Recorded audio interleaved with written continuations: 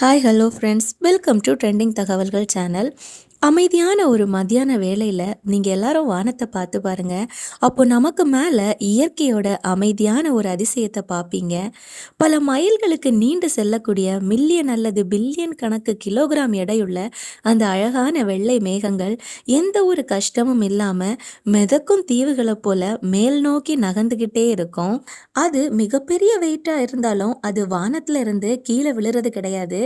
நாம இத பத்தி யோசிக்கும் போது அது நமக்கெல்லாம் ஒரு மேஜிக் மாதிரி தான் இருக்கும்.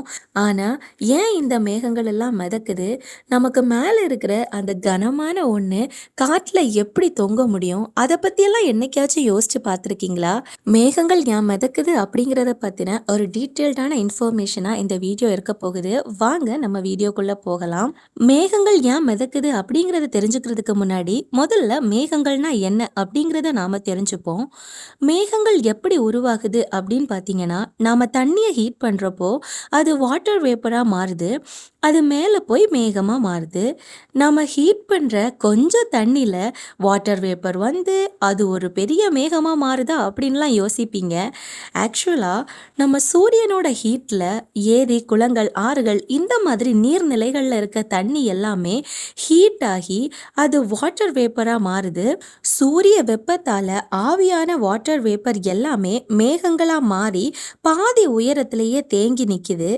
ஏன் அப்படி பாதியில் அது கிளவுட்ஸாக ஃபார்ம் ஆகுதுன்னு பார்த்தீங்கன்னா, நம்ம காற்றோட மேல் நோக்கிய அழுத்தம் பூமியிலேருந்து ஒரு குறிப்பிட்ட உயரம் வர போனதும் அங்கே காற்று மண்டலம் இல்லாததுனால, அது மட்டும் இல்லாமல் பூமியோட கீழ் நோக்கிய ஈர்ப்பு விசை அதிகமாகி அந்த வாட்டர் வேப்பர் எல்லாமே மேகங்களாக கன்வெர்ட் ஆகி அங்கேயே தேங்கி நிற்கிது.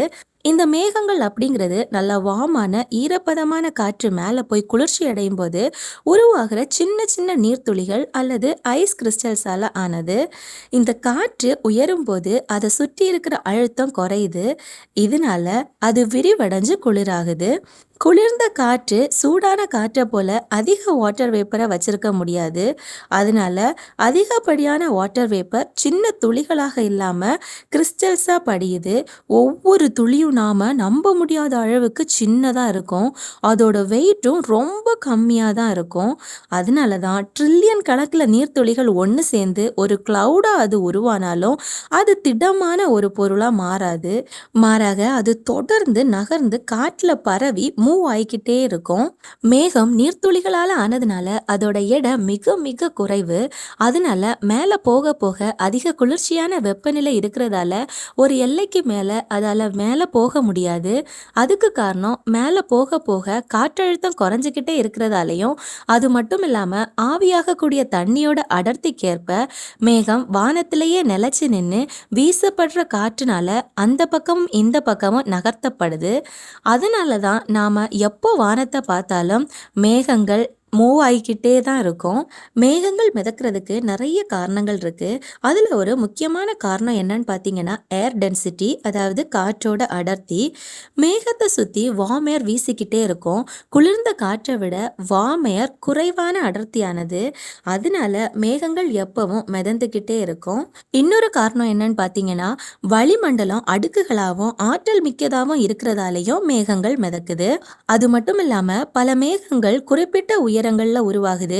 தண்ணி எப்படி ஒரு ஃப்ளோட்டிங் ஆப்ஜெக்ட், அதாவது மிதக்கிற ஒரு பொருளை தாங்குதோ அதே மாதிரி மேகங்கள்ல ஃபார்ம் ஆகிற அந்த இடத்தை சுற்றி இருக்கிற காற்று மேகத்தை தாங்க முடியும். மேகங்கள் ஒரு படகு போல மிதக்காது அப்படின்னாலும் மேகங்களோட எடைக்கும் அதை சுற்றி இருக்கிற காற்றினால ஏற்படுற விசைகளுக்கும் இடையில ஒரு சமநிலை இருக்கும். இந்த சமநிலை மேகங்களை மணிக்கணக்கில் மட்டும் இல்லாம பல நாட்கள் கூட நிலைச்சிருக்க வைக்குது. அதுதான் மேகங்களை மெதுவா காற்றோட நகர வைக்குது. இன்னும் ஒரு காரணம் என்னன்னு பார்த்தீங்கன்னா மேகங்கள் லேசாக இருக்கிறதுனால மட்டும் அது மிதக்கல.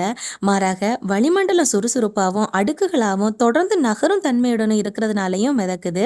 சின்ன நீர்த்துளிகள், உயர்ந்த காற்று மற்றும் நிலையான இயக்கம் ஈர்ப்பு விசையை சமநிலைப்படுத்துவதால மேகங்கள் மிதக்குது. இதெல்லாம் தாங்க மேகங்கள் மிதக்கிறதுக்கு முக்கியமான காரணங்களாக இருக்கு. இந்த மாதிரி பல யூஸ்ஃபுல்லான இன்ஃபர்மேஷன்ஸ் தெரிஞ்சுக்கிறதுக்கு மறக்காம என்னோட சேனலை சப்ஸ்கிரைப் பண்ணி வச்சுக்கோங்க. தேங்க்யூ, பாய்.